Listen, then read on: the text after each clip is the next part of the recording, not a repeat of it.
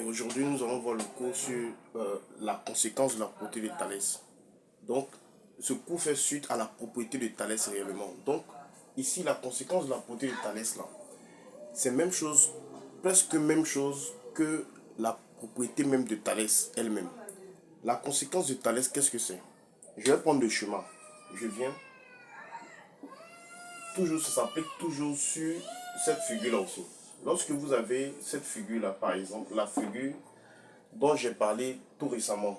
Vous avez A, B, M et puis N, C.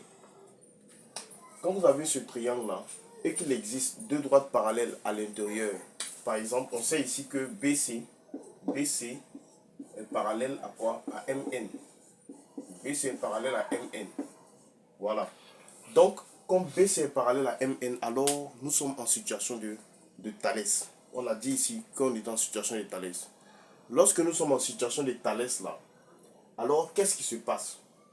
Ici, on peut appliquer non seulement la propriété de Thalès, mais aussi, on peut appliquer aussi quoi? La conséquence de la propriété de Thalès. Voilà. Donc ici, la propriété de Thalès là, quand on faisait tout récemment, on donnait les trois conditions. La première condition, on considère un triangle. La deuxième condition, on précise les points qui appartiennent au segment. Et la troisième condition, on précise les deux parallèles, comme on a vu dans les vidéos précédentes. Et suite après ça, on dit d'après la propriété de Thalès. Quand on dit d'après la propriété de Thalès, on dit quoi? On met AC. On fait la petite distance sur la grande distance. Donc comme ça, AB sur AM. La petite distance sur la grande distance. Ici aussi la petite distance sur la grande distance égale AC sur AN. Voilà. C'est ce qu'on faisait.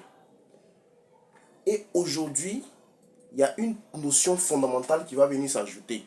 Qui est quoi? Qui est ajoutée à cette formule-là. Ça, c'est la propriété de Thalès. Ajouter à la propriété de Thalès, là, on peut ajouter sa conséquence. Ça veut dire quoi? Pour trouver la conséquence de la propriété de Thalès, là, ce qu'il faut faire. 1. Tu mets les trois conditions.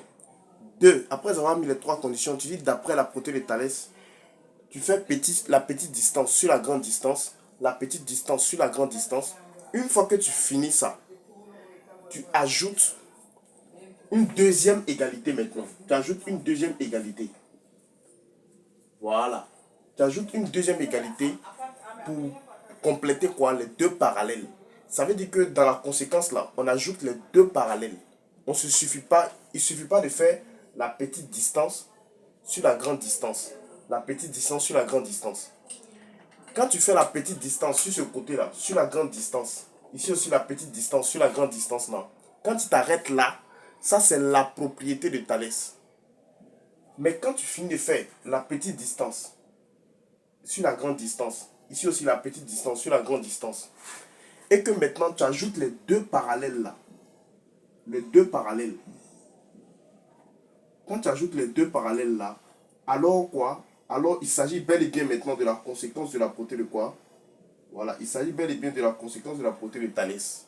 Donc ici, je vais ajouter les deux parallèles sur cette formule-là. Dans les deux parallèles, on commence comme on a commencé au début. Dans la propriété de Thalès, on a commencé par la petite distance sur la grande distance. Donc au niveau de la propriété aussi des parallèles là, on va prendre la petite distance d'abord BC. Donc BC sur quoi? Plutôt, les gens vont BC, je vais prendre BC. Voilà, BC sur MN. On ne fait qu'ajouter les deux parallèles. Donc ça fait quoi? MN. Voilà. On ajoute MN. Voilà. C'est simple. Je reprends. Ici, lorsque vous avez une figure qui est en situation de Thalès, lorsque vous avez la figure qui est en situation de Thalès, d'abord, il y a ce qu'on appelle la propriété de Thalès. Et puis aussi, il y a ce qu'on appelle quoi? La conséquence de la propriété de Thalès. Il y a la conséquence et puis il y a la propriété. Donc il y a deux cas. Le premier cas là, le cas qu'on avait vu dans les vidéos précédentes. Voilà. Le premier cas, c'était quoi? C'était lorsqu'on mettait les trois conditions et on faisait la petite distance sur la grande distance. Ici aussi, la petite distance sur la grande distance, comme ça. Et puis on s'arrêtait. On faisait A, B sur AM. Égal à quoi? AC sur MN. MN. Ça, non, pas plus MN, plus sur AN. Voilà, AN comme ça. Avant, on s'arrêtait là. Voilà, c'est comme ça on s'arrêtait. Vous voyez? Quand tu t'arrêtes comme ça, ouais, il y a une seule égalité qui est là. Quand il y a une seule égalité là, comme ça seulement, ça, j'appelle ça la propriété. Ça, c'est la propriété. Ça, c'est propriété de Thalès. Propriété de Thalès. Voilà. Ça, c'est la propriété de Thalès. Maintenant, une fois que tu veux trouver la conséquence, ça là, quand tu ajoutes une deuxième égalité, alors ça devient quoi? Ça devient maintenant la conséquence de la propriété de Thalès. Voilà. Donc maintenant, la conséquence de la propriété de Thalès, elle est simple. Donc je vais revenir. Je reviens.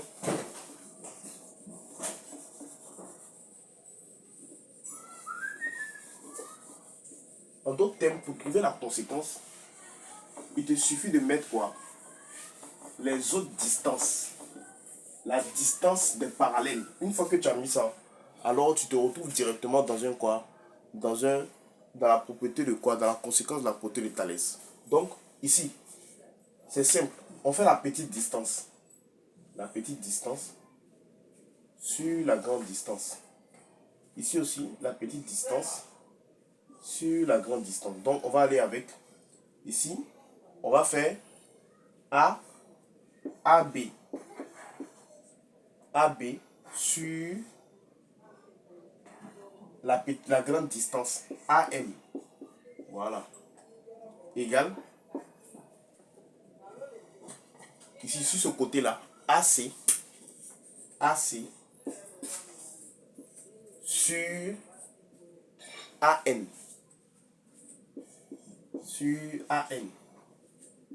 Égal encore, on ajoute une deuxième égalité qui est quoi? Qui est maintenant les deux parallèles. On va ajouter maintenant ça avec ça. Voilà. Quand tu finis de faire la petite distance sur la grande distance, petite distance sur la grande distance, quand tu t'arrêtes là, ça, on appelle ça la propriété de Thalès.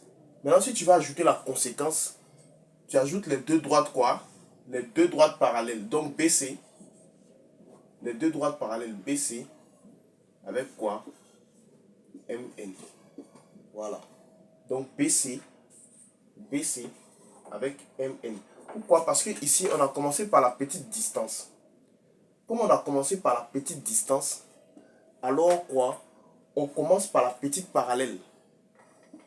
Quand tu commences, on a fait la petite distance sur la grande distance. La petite distance sur la grande distance. Donc ici, au niveau des parallèles, quand tu vas ajouter les deux parallèles là, ça va? Automatiquement là, tu mets la petite distance d'abord. Avant quoi? Avant la deuxième distance. Avant la grande distance. Voilà, c'est de ça qu'il s'agit. Donc ici,